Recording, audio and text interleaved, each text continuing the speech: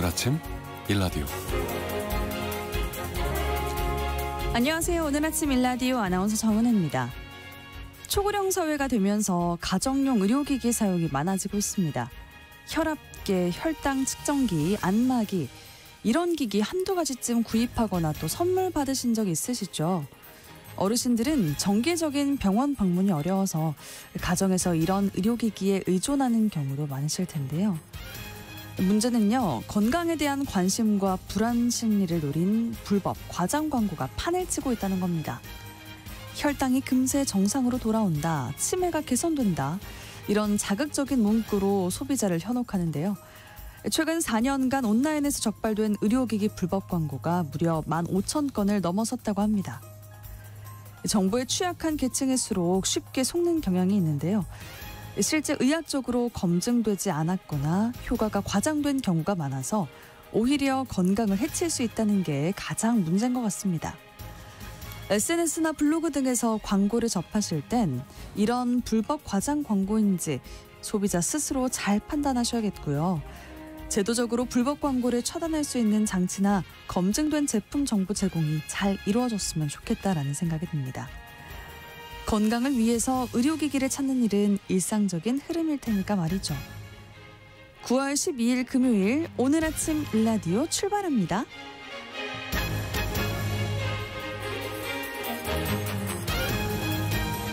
오늘 아침 일라디오 이 시간은 물론 KBS 일라디오의 모든 프로그램은 유튜브 KBS 일라디오 공식 채널이나 모바일 콩 어플리케이션을 통해서 실시간으로 함께하실 수 있습니다. 오늘 팩트연구소 시간에는 강릉 가뭄에 관한 정보들에 대해서 팩트체크해보고요. 언젠가 내 집 시간에는 9.7 부동산 대책이 나온 후 시장 반응과 또 앞으로의 전망에 대해서 살펴보도록 하겠습니다. 청취자 여러분들이 참여하실 수 있는 오늘의 퀴즈 드릴게요. 정부가 2차 민생회복 소비 쿠폰 지급 기준을 오늘 발표할 예정입니다. 2차 지급은 오는 22일부터 다음 달 말까지고요. 사용 기한은 11월 30일까지입니다. 자, 문제 드리겠습니다. 소위 상위 10%는 제외될 것으로 전해지고 있는데요. 이번 2차 민생회복 소비 쿠폰 얼마가 지급될 예정일까요? 1차 때 15만 원에서 45만 원까지 지급이 됐는데 이보다 줄고 또 일괄적으로 지급됩니다. 자, 과연 2차 민생회복 소비 쿠폰 얼마일까요? 추첨을 통해서 농촌진흥청에서 제공하는 흑삼 세트를 한 분께, 향긋한 커피 드실 수 있는 모바일 커피 쿠폰 4분께 드리도록 하겠습니다. 방송에 참여하실 분들은요. 단문 50원, 장문 100원이 드는 유료 문자 샵 9730, 샵 9730으로 보내주세요. 유익한 정보와 살아있는 이야기가 있습니다. KBS 오늘 아침 일라디오.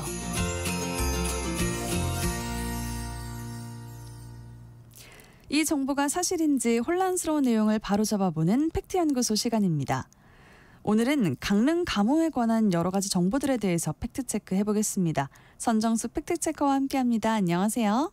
네, 안녕하세요. 네, 강릉 가뭄과 관련한 소식들이 많은데 가장 기다리는 그 비 소식이 있다고요. 네, 기상청 예보에 따르면 강릉 지역은 주말 동안 비가 내릴 전망인데요. 오늘 늦은 밤부터 내일 하루 종일 비가 일요일 오전까지 내리는 걸로 예보가 돼 있는데요. 강수량은 20mm부터 60mm 정도까지로 예측이 됩니다. 네. 실제로 얼마나 비가 내릴지는 좀 지켜봐야 알겠지만 일단 예보된 양만큼 내린다고 한다면 해갈에 이르지는 못할 걸로 보입니다. 다만 강릉시 주상수원인 오봉저수지에 고가를 늦추는 데는 어느 정도 도움이 될 걸로 보입니다. 네, 시원하게 내렸으면 좋겠습니다. 네. 지금은 도암댐이 많이 언급되고 있는데요. 강릉시가 이 도암댐 물을 받기로 했다던데 그 맥락을 좀 살펴볼까요? 강릉시는 지난 10일 인근 평창군 지역에 위치한 도암댐의 물을 받기로 결정했다고 밝혔는데요.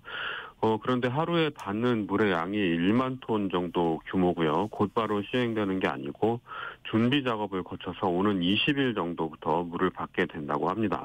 네. 평상시 강릉 지역의 하루 물 사용량이 적게는 8만 톤, 많게는 11만 톤 정도까지 되기 때문에 가뭄을 일거에 해결할 정도의 양은 되지 않습니다. 그래도 강릉시와 환경부는 이 조치로 인해서 강릉 지역의 상수원인 오봉저수지 고갈 속도가 좀 늦어질 거다 이렇게 기대를 하고 있습니다.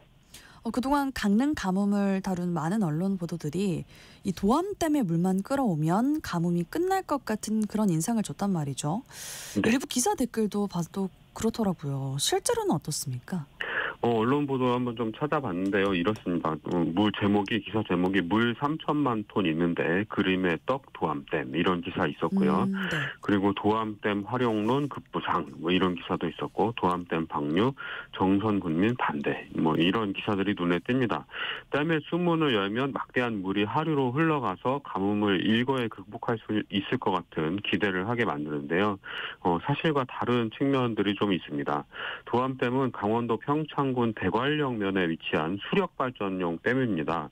강물을 막는 댐을 쌓고 상류에 물을 가둬놨다가 하류 쪽으로 흘려보내는 일반적인 댐과는 달리 이 도암댐은 유역변경식 발전댐이라고 불리는데요. 큰 낙차를 이용해서 발전 효율을 높이려는 목적으로 이 댐은 태백산맥을 관통하는 지하터널을 파서 산 너머 강릉 쪽에다가 방류구를 만들고 발전소를 지었습니다. 물을 가둔 곳은 영서 지역이고 물을 내보내는 곳은 영동 지역인 거죠. 그래서 댐부터 발전기까지 낙차가 600m가 넘습니다. 국내 수력발전소 가운데 가장 낙차가 큰데요. 이 도암댐은 강릉 쪽으로 흐르는 물을 막아서 만든 게 아니라는 뜻이죠. 그래서 네. 수문을 열고 강릉 쪽으로 물을 내려보내는 일도 없습니다. 그래도 어떤 식으로든 이 도암댐의 물이 강릉으로 향하게 되는 건 맞지 않을까요? 네, 그렇습니다.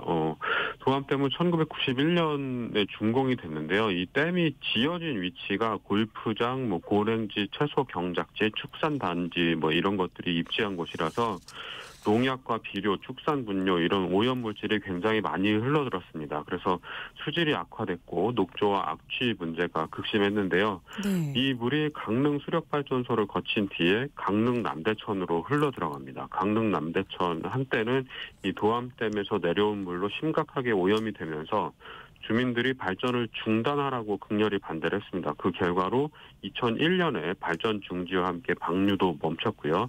이후 24년이 지나도록 발전 방류가 재개되지 못했습니다. 그런데 이번 가뭄으로 인해서 이 도암댐 물을 이용하자는 논의가 다시 불거지기 시작한 거죠. 일각에서는 워낙 물이 없으니까 똥물이라도 받아야 된다 이런 주장이 나오고 있지만 네. 여전히 많은 강릉 시민들은 이 도암댐 물이 내려오면 강릉 남대천이 또다시 죽음의 하천이 되는 것 아닌가 이렇게 우려를 하고 있는 목소리도 많습니다. 그 큰 댐에 가둬놓은 물을 내려보내면 강릉 지역 가뭄 해결될까요?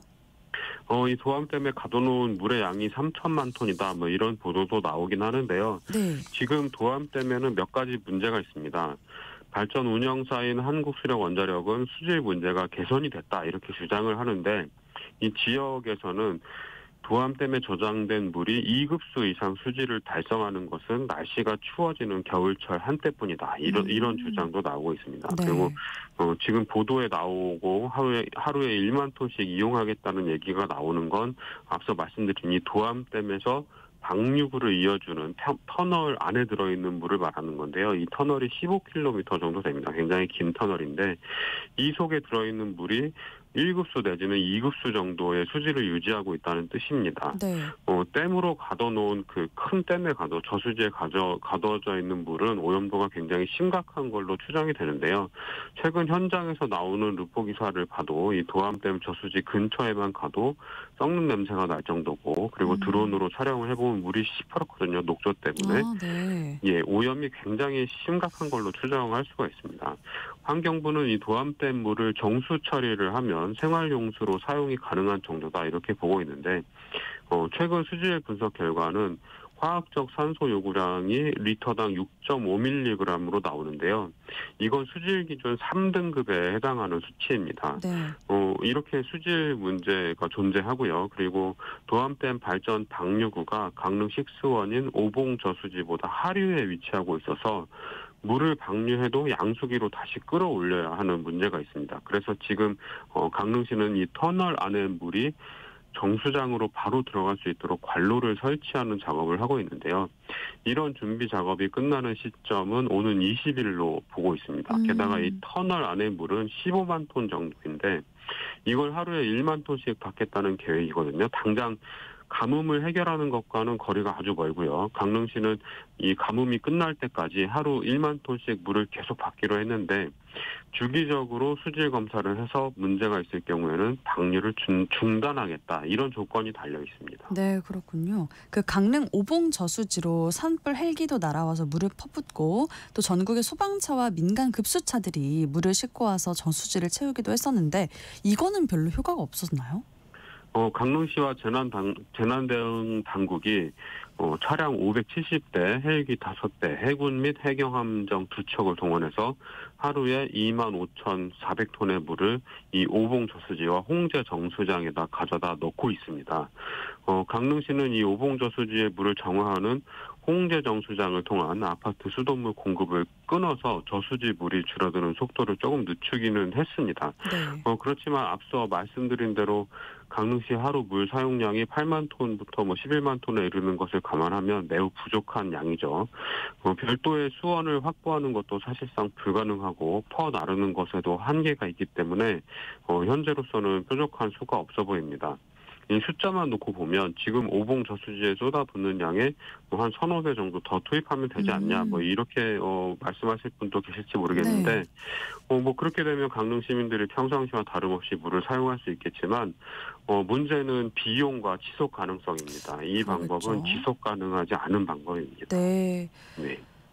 강릉이 지금 최악의 가뭄에 시달리고 있는데 동해안 인근 도시들은 어땠습니까? 강릉이 가뭄에 시달릴 동안 인접 지역 동해안 도시들은 비가 오지 않은 것 마찬가지죠. 강원도 동해안 지역의 이번 여름 강수량은 예년의 절반에도 미치지 못했다고 하고요. 올해는 이 태풍이 전혀 한반도 근처로 지나가지 않았거든요. 네. 이게 가뭄을 더 부채질한 측면이 있습니다. 그렇지만 인근 속초시에서 물을 굉장히 많이 쓰는 워터밤 축제를 무리 없이 치렀다 이런 소식이 전해졌고요. 양양군, 동해시 이런 인접 지역들도 물이 부족한 정도는 아닙니다. 다른 지역은 미리부터 가뭄에 대비했던 게 효과를 나타내고 있는 건데요. 이 동해안 지역은 공통적으로 태백산맥에서부터 흘러내린 빗물이 하천을 통해 바다로 흘러들어가는 이 하천 연장, 길이가 매우 짧습니다. 게다가 산악 지역은 가파르고 평지는 면적이 그다지 넓지 않기 때문에 대규모 저수지를 조성하기에도 적당하지가 않죠. 그렇지만 이 속초시는 설악산에서 발원해서 동해로 흘러드는 쌍천에다가 이게 하천 이름인데요. 네. 쌍천에 지하댐을 만들어서 가뭄에 대비했습니다. 그리고 동해시는 강변 여가수 시설을 만들어서 수원을 확충했고 노후 관망을 정비해서 수돗물 하루 생산량의 10% 정도에 해당하는 누수를 개선했다고 합니다. 다른 지역들은 소규모 저수지나 지하수를 활용해서 가뭄을 극복하고 있습니다. 강릉시도 지하댐을 지을 계획을 갖고 있다고 하는데 다른 지역보다 한 발 늦은 대처가 이런 어려움으로 이어진 거다 이렇게 볼 수 있습니다. 네, 일단 미리 가뭄에 대비하는 게 가장 중요할 것 같네요. 네. 이번 강릉 지역 가뭄이 주는 시사점 어떻게 봐야 할까요? 전통적으로 우리나라는 여름은 비가 많은 계절이고 겨울은 건조한 계절이었는데요.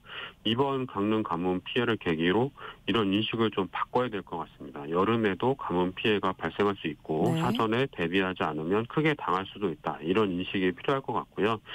기후변화에 따라서 이전까지 쌓아왔던 기후에 관한 상식들이 줄줄이 깨지고 있는 상황이라서 좀 과도하다 싶을 정도로 온갖 재해에 대비하고 또 대비해야 될 것 같습니다. 네. 일각에서는 인공강우 기술을 개발하면 되지 않냐고 하는데 현재 인공강우 기술은 안 올 비를 오게 만들 정도는 못 됩니다. 그리고 비가 오는 양을 조금 늘려주는 정도 정도에 불과하다고 하고요. 그래서 이 인공강우 기술은 가뭄보다는 산불 진화에 활용하는 걸 염두에 두고 기술을 개발하고 있다고 합니다. 댐을 많이 만들어서 물을 가둬놓으면 되지 않냐, 이렇게 말씀하시는 분들도 있는데, 이번 도암댐 논란에서 보듯이 고인물은 반드시 썩게 마련이고, 무턱대고 물그릇을 키워봤자 그 안에 들어있는 물이 썩으면 아무 소용이 없다는 교훈을 얻게 됩니다. 이 도암댐 물보다 현재 낙동강 물의 오염도가 더 안 좋다고 하는데요. 좀 해당 지역 주민분들은 수질 개선에 대해서 좀 더 목소리를 높여야 될 필요가 있을 것 같고요. 정부와 지자체도 가뭄 대책과 함께 깨끗한 수질을 유지하기 위한 종합적인 대책이 필요해 보입니다. 네, 강릉 가뭄 사례가 주는 시사점과 과제들이 많은 것 같습니다. 오늘 팩트연구소 시간에는 강릉 지역 가뭄에 대한 여러 가지 정보들 함께 확인해봤습니다. 선정수 팩트체커였습니다. 고맙습니다. 네, 고맙습니다.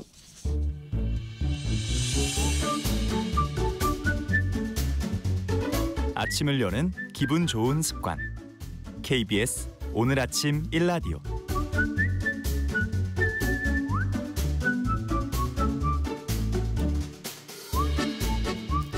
이재명 정부가 9.7 부동산 대책을 내놨습니다. 핵심은 공급 확대와 규제 강화인데요. 앞으로 5년간 총 135만 호 주택을 착공하겠다고 밝혔고요. 특히 인허가 중심이 아닌 착공 중심으로 해서 이 시차 없이 실질적인 공급을 하겠다고 합니다.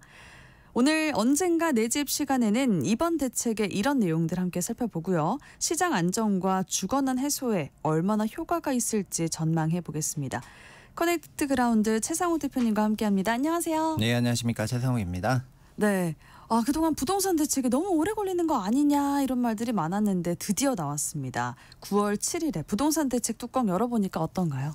네, 627 주택 수요 대책이 나왔으니까 이제 공급 대책이 나와야 패키지가 완성이 되는 건데, 네. 그게 결국은 97 대책이라는 이름으로 발표가 되었습니다.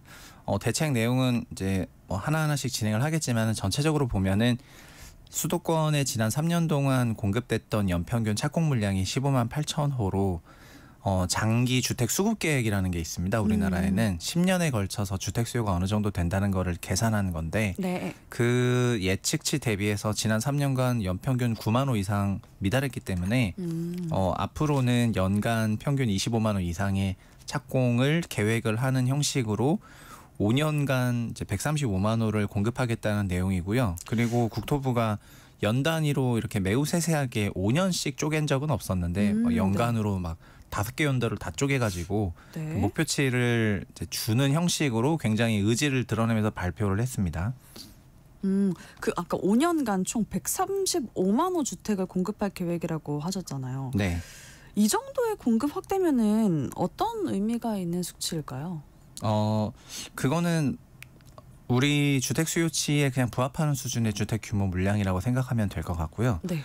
그런데 지난 3년간 이제 주택 공급이 좀 부족했던 거는 전체적으로 주택 경기가 좀 안 좋아서였거든요. 통상 저희가 이해하고 있는 주택 경기라는 거는 수도권은 괜찮고 지방은 안 좋기 때문에 지방은 착공량이 좀 감소하지만 수도권은 착공이 있을 거라고 생각을 했는데, 네. 특히 국토부도 이번 대책에 냈던 것 중에 제일 중요한 것 중에 하나는 LH가 택지를 땅을 민간에게 팔면은 민간이 그 땅을 사와가지고 그걸로 아파트 분양 사업을 하는 형식으로 되어 왔었던 것이 3기 신도시 포함해가지고 전반적인 주택 공급인데, 네. 수도권에서 민간 그런 시행사들이 시행을 안 하더라는 겁니다. 지난 3년 동안. 아, 그래요? 예, 그 소위 분양과 관련해서 여러 리스크를 LH가 다 해지해주는 형식으로 사업 모델을 짜가지고 제안을 했음에도 불구하고 3년간 착공 물량이 너무 없다 보니까 이번 대책에서는 그냥 LH가 땅을 민간에게 팔지 않고 내가 그냥 갖고 있는 상태로, 물론 민간이 참여하는 도급형 민간 참여 사업이긴 하지만은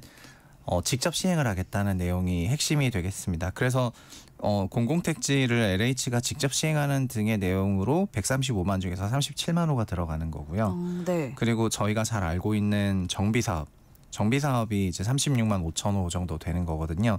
두 개 합치면 73만 호 정도 되는 거고, 그 다음에 기타 주택 사업이라고 해서 오피스텔이나 등등 이런 것들을 짓고 매입 임대 짓고 하는 부분에서 또 35만 호를 먹어주니까 이걸로 이제 110만 호가 넘어가는 거고, 나머지는 노후 시설이나 유휴 부지 같은 거를 개발하겠다고 하는 얼마 전에 대통령부터 시작해서 많은 사람들이 서울 도심에 유휴 시설이 있으니까 그걸 개발하면 된다라고 했는데 네. 그런 게 다 합치면은 이제 학교 통폐합하는 것 그 부족까지 전부 이용하는 걸 토대로 한 약 4만 호 정도 되거든요. 그래서 많지는 않은 물량인데 이런 거를 다 소위 마른 수건을 짜내면서 이 물량을 맞춰놨습니다. 그렇게 해서 135만 호 이렇게 네. 공급이 되는 거군요. 그러면은 네. 이 공공택지 앞으로 LH가 아까 37만 호 개발한다고 했잖아요. 맞습니다. 이렇게 된다면 구체적으로 어떤 변화가 생기게 될까요? 네, LH가 종전에는 택지를 매각을 했고 민간 시행사가 주택 시장 상황을 보면서 주택 물량을 조정했기 때문에 네. 과거에는 주택 공급의 변동성이 굉장히 높았습니다. 그런데 지금은 LH가 마치 발전의 기저전력처럼 그냥 기저로는 화력발전이나 원전을 깔아놓고 LNG로 대비하거나 아니면 신재생 깔아놓고 대비하는 것처럼 매년 자기네가 예상하는 기획하고 있는 그런 물량들은 그냥 계속 시장에 공급하겠다는 내용이 되는 거고요. 네. 그리고 두 번째는 주택의 소유권이라는 거는 땅이랑 건물을 합친 건데 땅이랑 같이 일반 분양을 하는 게 일반적인데 지금 LH에 생각하는 그런 방식은 토지의 경우에는 민간에게 소유권이 넘어가지 않는 방식일 가능성이 높아 보이거든요. 그래서 토지 임대부 주택이라든가 아니면 저희가 예상할 수 있는 다른 방식의 스킴으로 주택 공급이 확대가 될 것 같습니다. 그래서 그냥 단순하게 청약통장이 필요하다 이런 수준이 넘어가가지고 LH가 공급하는 형태에 대해서는 공급 형식도 굉장히 달라질 것 같아서 네.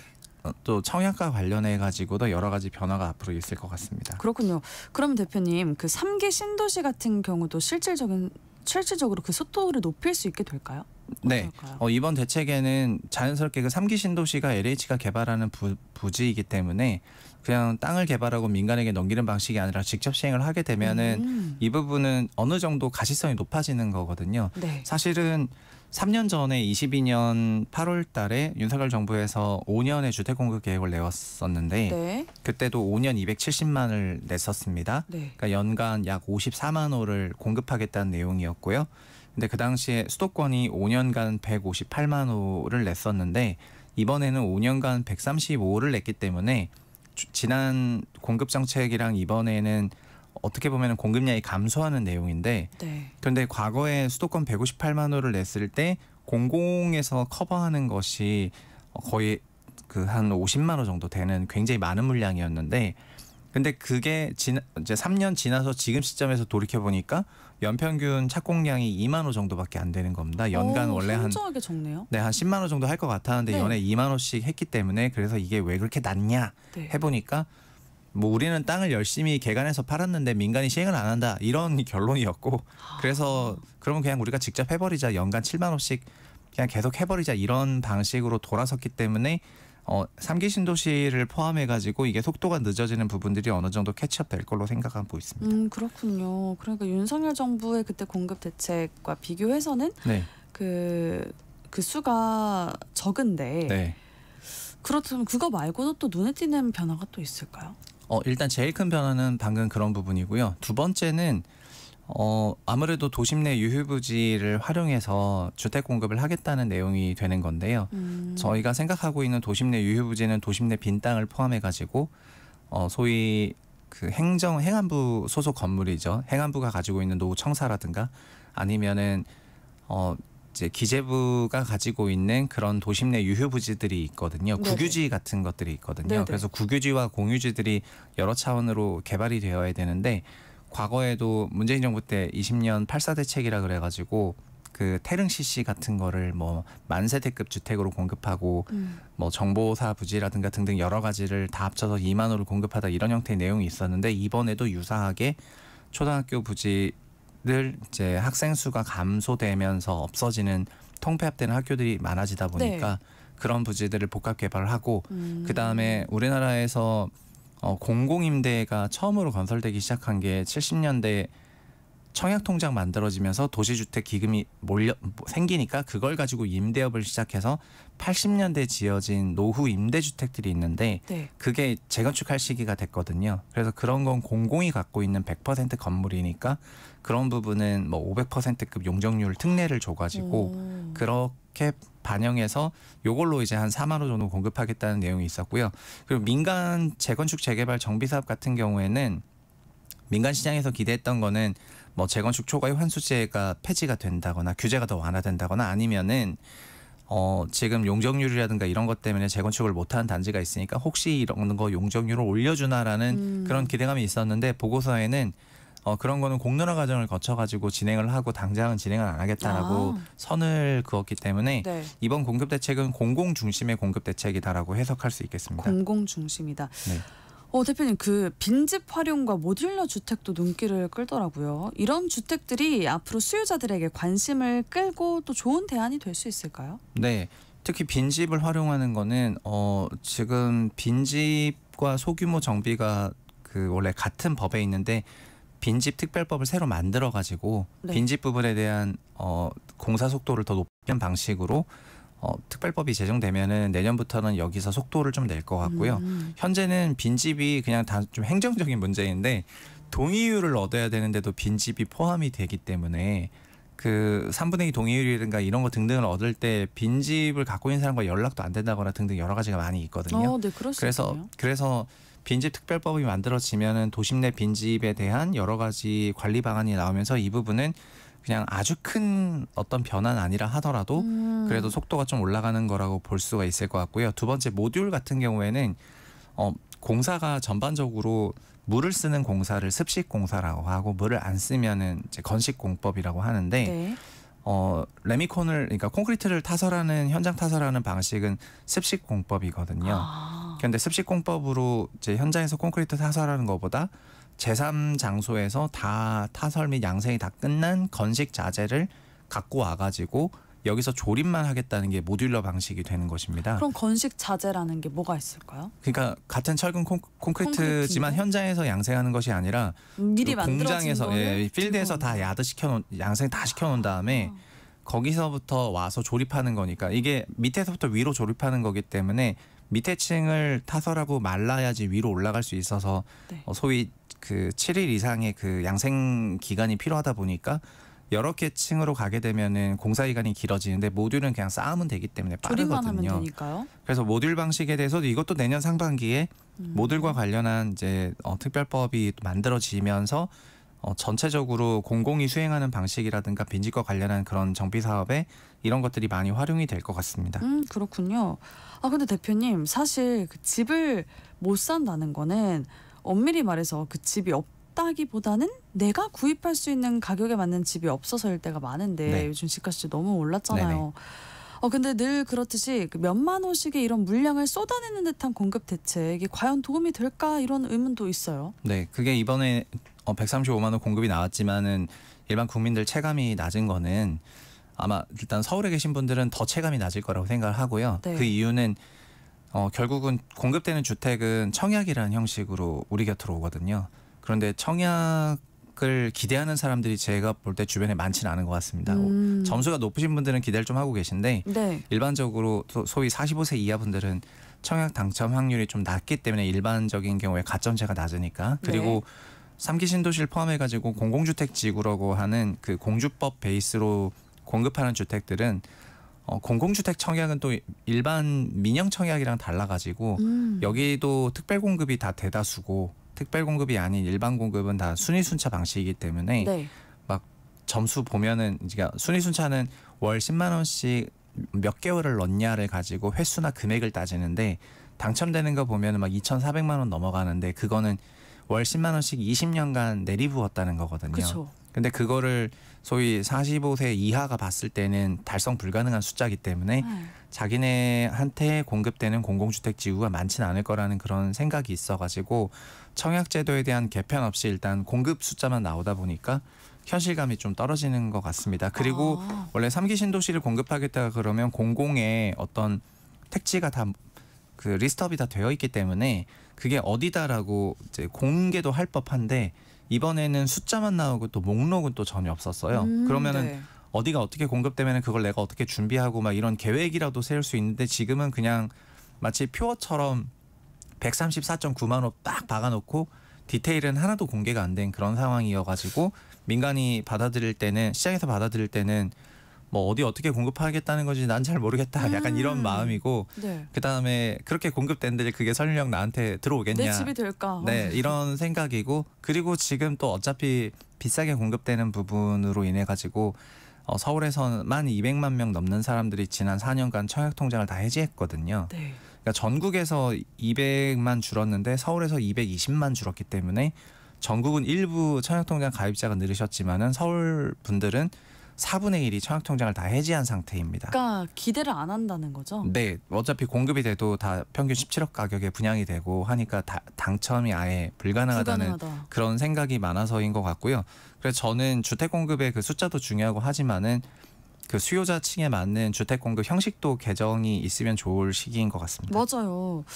또 이게 과거에 인허가에서 이제 착공으로 그 공급 목표 기준이 달라진다고 하던데 네. 이거는 또 어떤 의미인가요? 네, 원래는 주택의 그 공급이라는 게 네. 그 인허가를 받은 주택이 착공을 하고 착공을 하면서 분양을 하고 그리고 3년 정도 지나면 준공을 하고 준공이 되면 저희가 입주해서 살 수가 있거든요. 그런 순서죠. 그런데 원래 과거의 공급은 입주 물량을 베이스로 공급을 따졌어요. 네. 그렇기 때문에 실제 집이 얼마나 늘어났는지를 저희가 알 수가 있었습니다. 네. 근데 지난 윤석열 정부에서 그 주택 공급의 기준을 인허가로 바꿔놓게 되었습니다. 인허가로 바꾸다 보니까 인허가 받은 물량이 입주하는 것까지는 적어도 10년이고 많이 걸리면 10년 넘게 걸리니까 그러니까 이제 이게 체감이 완전 떨어지는 거예요. 그래서 이번 대책에서는 그거를 그래도 착공으로 바꿔놨습니다. 착공으로 바꿔놓은 거는 일단 공사는 시작했기 때문에 앞으로 3년 후에 지어질 집에 대한 가시성은 높아지는 건데 네. 근데 이것도 뭐가 사실은 문제냐면은 착공한 집에 들어가 살 수는 없기 때문에 이건 그냥 지어지는 건설 중인 집이지 건설된 주택은 아니거든요. 네. 그래서 그냥 주택 공급 기준은 준공 기준으로 바꾸는 게 좋을 것 같은데 준공 기준은 현 시점 기준으로 생각해 보면은 앞으로 3년 정도는 변함이 없기 때문에 그것 때문에 그냥 착공으로 하는 거예요? 그 전엔 또 인허가였으니까 그래도 이번 한 칸 왔는데, 한 칸 왔는데. 네, 사실은 이제 준공 준공으로 기준으로 하는 게 맞는 것 같긴 한데. 그렇게 가야지 이제 소위 밸런스 체크가 되는 거죠. 그래서 네. 그 미분양이라든가 이런 것들 다 준공 기준으로 계산하면은 계산이 깔끔해지거든요. 그러니까. 여튼 기준을 종전보다는 좀 더 구체성 있는 기준으로 바꾸긴 했지만 그래도 이게 집은 아니기 때문에 현실성 있는 기준으로 가려면은 아예 그냥 준공으로 넘어가는 게 맞을 것 같고요.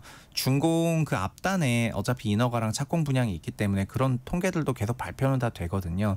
결국 시장에서 예민하게 보는 거는 착공 지표를 예민하게 보는 것이 아니라 입주량을 예민하게 봐요. 네네. 결국 입주량에 맞는 그런 공급 데이터 관리가 필요한 시점입니다. 아 그렇군요. 그리고 대표님 그게 공급 물량 몇만 호. 막 근데 이게 언제 공급될지를 몰라요. 네. 이것 때문에 약간 좀 헷갈리고 또 속는 느낌도 들곤 하거든요. 네, 그거는 지난 22년 8월에 공급했던 270만 원 공급 계획이라는 게 그게 수도권 158, 지방 112만 호로 나왔고 연 네. 54만 호씩 한다고 했었는데 지금 눈 떠보니까 지난 3년간 결국 수도권 지역에는 35만 호가 아니라 15만 8천 호 그러니까요. 공급됐다는 거잖아요. 네. 결국 그거는 달성률이 약 40%였다는 거고 결국은 국토부가 이거를 연 단위로 실적을 보여준 거는 이번 공급 대책의 특징은 매년 얼마를 하겠다는 게 5개 연도가 다 쪼개져 있는 것도 그 특징 중에 하나인데 네. 그걸 보면은 지난 3년간의 과오가 있어가지고 그런 부분이 반영이 되지 않았나 이런 생각이 있고요. 그리고 이 공급 대책에 여러 가지 비판이 좀 있는 거가 뭐냐면은 수도권 공급 대책은 있는데 지방 공급 대책은 또 다 빠져 있습니다. 그래서 과거 정부에서는 지방에도 얼마 하겠다는 계획이 있었는데 네. 현 정부에서는 현재 지방 어떻게 하겠다는 내용이 없습니다. 그런데 지금 정부의 전반적인 국토균형 개발 그 계획에 따르면 소위 5극 3특이라는 거를 개발하게 되어 있는데 그 5극 3특에 따라서 지방에 어떻게 개발하고 어떤 방식으로 가고 주택은 언제 얼마나 지어지고 이런 거를 소위 비수도권 거주하시는 분들이 관심을 가지는 요소 중에 하나인데 그런 내용은 다 빠져 있었기 때문에 네. 그냥 전체적으로 보면 소위 뭐 수도권만 대한민국이냐 이런 말이 나올 만한 그런 네. 상황입니다. 맞아요. 그 재건축 재개발 사업 속도를 높이겠다 이런 이야기가 그 대책만 나오면 반복되어서 나오잖아요, 네. 대표님. 이번에는 좀 어떻습니까? 이번에도 그 공급 대책 52장 중에서 페이지 제일 두꺼운 건 재건축 재개발이었습니다. 아, 그래요? 그런데 재건축 재개발 내용이 제일 두꺼웠지만은 시장에서는 큰 관심이 없었어요. 왜냐하면 민간에서 생각하는 가장 큰 관심사는 재건축 시장의 약간 수익성을 훼손하는 요인으로 거론되는 것이 재건축 초과이익 환수에 관한 법률이고 두 번째는 현재 이미 용적률이 낮은 단지들은 소위 1979년 이전에 지어진 아파트들은 거의 재건축이 다 됐고 일부 네. 지역 빼고 지금은 85년, 1990년 지어진 단지들을 재건축을 해야 되는데 이런 단지들은 뭐 목동 일부를 제외하고는 용적률이 평균적으로 높거든요. 네. 용적률이 높은 단지를 재건축하려면 결국 자가분담금이 높아지기 때문에 분담금이 높은 상태에선 재건축이 안 되니까 용적률 인센티브를 주지 않을까라는 그런 생각을 시장에서 많이 하고 있었는데 그 인센티브 부분은 뭐 공론화 과정을 거치겠다 했으니까 지금 안 나온 거고 네. 재건축 초과이익 환수제는 이번에 아예 논의가 없었기 때문에 당연히 이제 현상 유지가 되는 거라 가지고 그러겠죠. 다른 부분에서 재건축에 대한 속도를 올리는 형태의 여러 보조 정책을 쓴다 하더라도 이제 민간 조합에서 생각했을 때는 큰 뭐는 아니라고 생각해서 페이지는 되게 많이 할애를 했는데 시장에 미치는 영향은 이제 적었습니다. 아, 그렇군요. 그러니까 다른 보조적인 정책들도 어떤 게 나올지 또 궁금하기도 하네요. 네, 이번 대책의 그 다른 특징은 뭐였냐면은 이제 정책이 아파트는 공급이고 디파트가 수요 대책이거든요. 네. 근데 그 디파트 수요 대책에 나왔던 것들은 대출을 좀 더 강화하는 거. 그다음에 주택임대사업자 같은 경우에는 LTV를 제로로 내리는 거. 그다음에 국토부 장관이 토지거래 구역을 지정할 수 있는 지정 권한을 갖게 되었다는 부분이고요. 그리고 집을 살 때 자금조달 계획서를 내는데 그 자금조달 계획서에 요즘에 자금 출처가 다양해져서 자금조달 계획서에 앞으로 기입해야 되는 내용들이 뭐가 있냐면은 코인 매도 금액을 기입을 해야 되고요. 집을 살 때 가상자산 매도한 거 얼마를 써서 집을 사고 있냐. 정말요? 네, 이거를 매도 금액을 쓰게 되고 두 번째는 사업자 대출 받은 거. 원래는 주담대랑 신용대출만 받았는데 네. 주담대, 신용대출, 사업자 대출, 그다음에 외국금융기관 대출. 그러니까 한국에 있는 외국 소재 은행들이 있는데 그런 은행들 통해 가지고 대출 받은 것도 그것도 다 쓰라고 했고요. 그리고 자금조달 계획서 등을 포함해 가지고 거래와 관련해서 좀 조사를 많이 수행을 할 예정인 것 같습니다. 그래서 소위 부동산 감독원에 그 빗대어지는 그런 조사 기능들을 강화해 가지고 부동산 거래 시장의 뭐 질서를 수립한다 이런 내용인데 시장에서 체감할 때는 이제 집을 사가지고 내야 되는 서류가 과거보다는 이제 몇 종류 더 늘어나는 거고 그런 부분으로 좀 압박이 있겠다는 그런 생각이 있고요. 그리고 장관 투어제는 그래도 의미가 있는 것이 종전에는 그러니까 장관이 이제는 그냥 토지거래 허가구역을 지정할 수 있기 때문에 네. 그렇게 지정해버리면은 금융대책과 관련한 여러 가지 수요 규제가 곧바로 뒤따르게 되거든요. 전세권 갭매수도 불가능해지고 실수요로만 들어가서 사야 되고 하는 것들이 거의 확정적으로 돼버리기 때문에 장관 투어제 부분은 굉장히 센 대책이라 하겠습니다. 네, 좋습니다. 그럼 대표님 마지막으로 시장의 반응 그리고 앞으로의 전망 짧게 말씀 부탁드립니다. 네, 2020년부터 2024년 말까지 시장은 공급보다는 수요로 움직였습니다. 물론 네. 그전에는 2015년부터 19년까지는 공급이 굉장히 중요한 이슈였습니다. 그런데 전방위적인 유동성 팽창과 금리 상승, 금리 하락 이런 게 반복되면서 지금은 이제 수요 대책에 대해서 훨씬 예민해지는 그런 시기이고 앞으로 추가적으로 수요 쪽에서 어떤 대책이 나올 건지를 시장에서 더 예민하게 생각하는 부분이다 보니까 이번 공급 대책과 관련해서 주택 시장에 큰 영향을 주지는 않을 것 같고요. 네. 오히려 향후에 이제 공급이 일단락됐기 때문에 그 다음 수요 대책이 뭐가 나올까 특히 전세와 관련해서 이런 것들에 더 높은 관심을 갖는 것 같고 시장은 전반적으로는 6.27 이후에 좀 상승 동력이 둔화가 된 상태로 계속해서 이어지고 있는데 네. 그냥 당분간은 이런 기조가 이어질 것으로 보고 네, 있습니다. 좋습니다. 언젠가 내 집 시간 커넥티드 그라운드 최상우 대표와 함께했습니다. 고맙습니다. 네, 감사합니다. 네, 오늘의 퀴즈 정답 10만 원이었습니다. 0100님 10만 원, 8397님 정답 10만 원, 5145님 10만 원입니다. 아침 날씨가 쌀쌀해요. 따뜻하게 지내세요. 보내주셨습니다. 저희가 중복당첨 여부 확인 후에 홈페이지에 당첨자 올려놓을게요. 오늘 아침 일라디오 지금까지 아나운서 정은혜였습니다. 모두 좋은 하루 보내세요.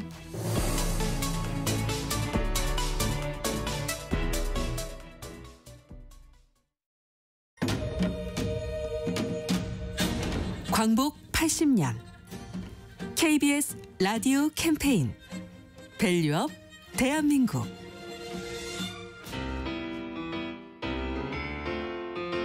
안녕하세요. 저는 국가무형유산 줄타기 예능 보유자 김대균입니다. 저에게 줄타기에 있어서는 인생이